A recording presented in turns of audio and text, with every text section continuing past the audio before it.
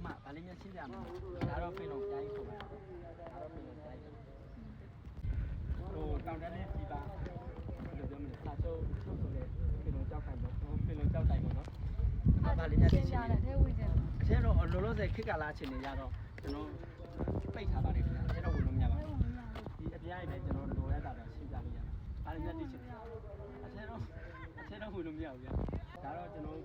ဖိလုံးကြောက်တိုင်ကိုခေါ်ပါတယ်အမှကြားဘူးလားမသိဘူးဗျာကျွန်တော်ဒီမြန်မာနိုင်ငံလွတ်လပ်ရေးကြောက်တိုင်ပေါ့နော်ကြောက်တိုင်ဖခင်ကိုပါတယ်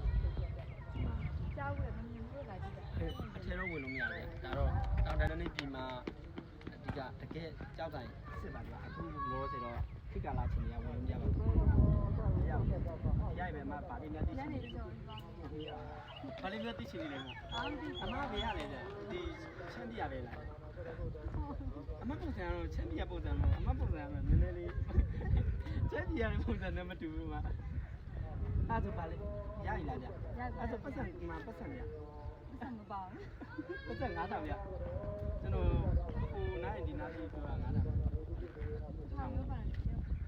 ရဗျာ9000ဗျာကျွန်တော်ကစစ်မရှင်းကြဘူးလားမရှင်းကြဘူး